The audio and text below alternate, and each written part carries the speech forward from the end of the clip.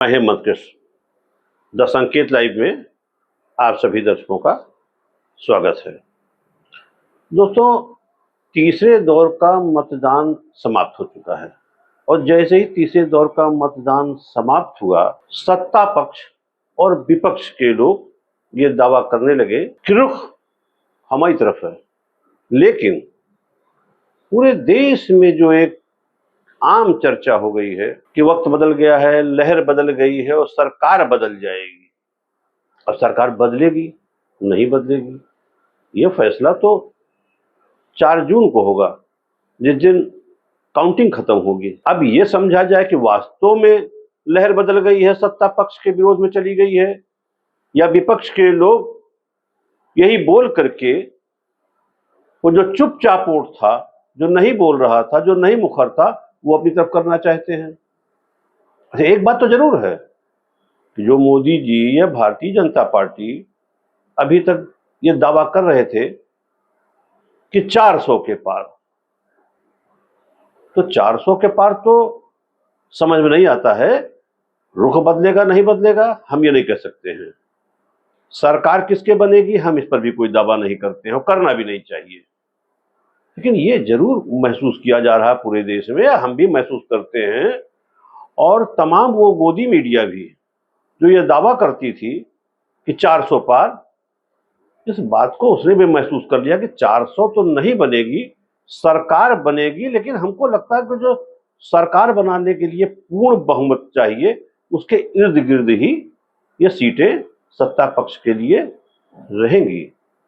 ये भी हो सकता है कि 10, 20, 25 सीटें कम हो जाए, तो भाजपा को, भारतीय जनता पार्टी को नहीं जानता है कि 10, 20, 25 और 50 तक तो वो इंतजाम कैसे कर लेते हैं, जोड़ तोड़। जैसे महाराष्ट्र में हुआ, जैसे पटना में हुआ, बिहार में, तो वो भाई साहब कुछ भी हो सकता है, हम ये दावा नहीं कर सकते हैं। लेकिन एक बात जरूर है कि इस चुनाव में लोगों के बोल बिगड़े हुए हैं। प्रधानमंत्री जी भी कहते हैं कि राहुल को संस्कार नहीं आता है, भारतीय संस्कृति का कोई उनके ऊपर असर नहीं है, वो भारतीय संस्कृति से परिचित नहीं है। और उनके तमाम नेता भी कहते हैं। हम सीधे रायबरेली पे चल रहे हैं,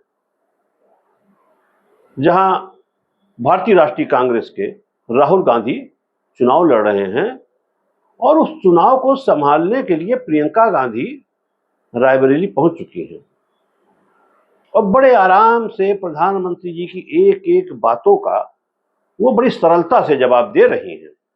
लेकिन इस बीच जो भारतीय जनता पार्टी के प्रत्याशी रायबरेली से चुनाव लड़ रहे हैं, ठाकुर दिनेश प्रताप सिंह, वो उत्तर प्रदेश के मंत्री भी हैं।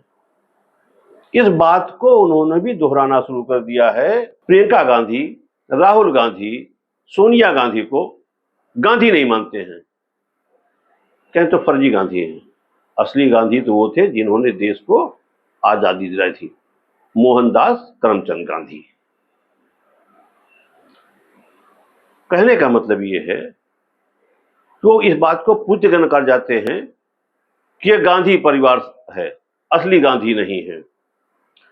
और ये भी कहना है कि वो राहुल गांधी, प्रियंका गांधी अपने बाबा के नाम पे वोट मांगने नहीं आते हैं, वो इंदिरा गांधी के नाम पे वोट मांगने आते हैं, वो राजीव गांधी के नाम पे वोट मांग रहे हैं, अपनी माता जी के नाम पे वोट मांग रहे हैं, सोनिया गांधी के नाम पे वोट मांग रहे हैं, और भारतीय संस्कृति का कोई ज्ञान प्रियंका गांधी के अंदर नहीं मानते हैं। कह रहे हैं उनके पास संस्कार ही नहीं है, उन्हें संस्कार ही नहीं आता है। एक बयान, एक भाषण में, एक मंच से प्रियंका गांधी ने कहा था कि मोदी हमारे पिताजी नहीं है, क्योंकि मोदी ने भी एक मंच से यह कहा था, उन्हें बिटिया शब्द से संबोधन दिया था। लेकिन चूंकि प्रधानमंत्री मोदी गांधी परिवार के प्रति बहुत मुखर ढंग से बोलते हैं और शहजादे के नाम से राहुल गांधी को पुकारते हैं, उस पर भी उन्होंने पलटवार किया। कि हम इसमें कुछ ज्यादा नहीं कहना चाहते हैं, लेकिन अगर राहुल गांधी को वो कुछ कह रहे हैं, शहजादे कह रहे हैं, तो मोदी जी भी देश के शहंशाह हैं।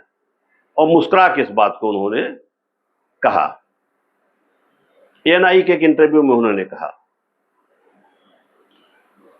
तो दोस्तों, हर आदमी अपने अपने प्रचार में लगा हुआ है। दोस्तों, हम ऐसे 2 वीडियो आपके पास ले आते हैं, जिसमें रायबरेली लोकसभा के प्रत्याशी ठाकुर दिनेश सिंह एक चैनल को बाइट दे रहे थे, जिसमें उन्होंने तमाम आरोप, बहुतेरे आरोप प्रियंका गांधी पे लगाए हैं। ये आगे देखिए उनका वीडियो। अगर प्रियंका गांधी लड़ गई तो प्रियंका गांधी को ही तो रायबरेली सबसे ज्यादा तलाश रही। अगर इस रायबरेली वासियों की सबसे ज्यादा खोज है तो वो प्रियंका गांधी को, क्योंकि वोट सोनिया गांधी को देने के गारंटर के रूप में प्रियंका गांधी थी। और सोनिया गांधी जैसे सांसद बनी वैसे प्रियंका गांधी को रायबरेली का चार्ज सौंप दिया कि आप प्रभारी हो रायबरेली की, रायबरेली वासियों की सेवा करो।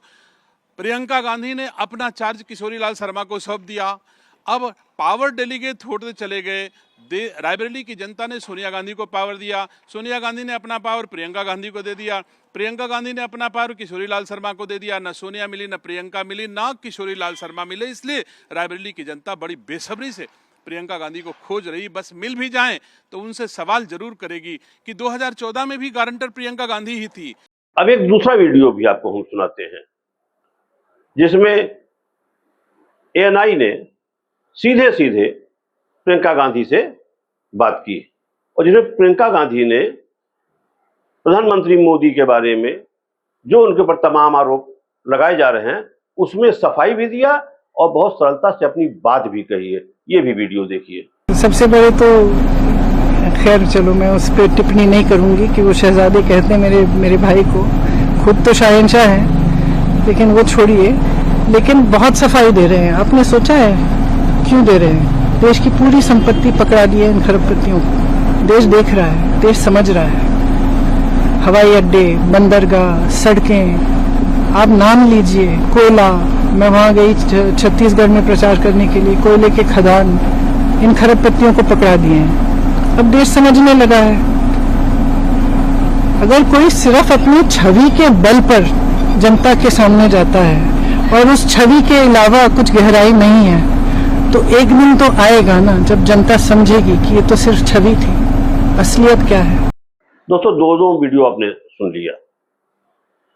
अब आपको तय करना है कि इस पूरे लोकसभा चुनाव में जिस तरह के आरोप प्रत्यारोप हो रहे हैं, इस पर आम मतदाताओं पर क्या असर पड़ेगा और रायबरेली का चुनाव किस तरह से किस मोड़ पे जाएगा, ये तो तय होगा 4 जून को। और क्यों रायबरेली का ही 4 जून को तय होगा, पूरे देश का तय हो जाएगा।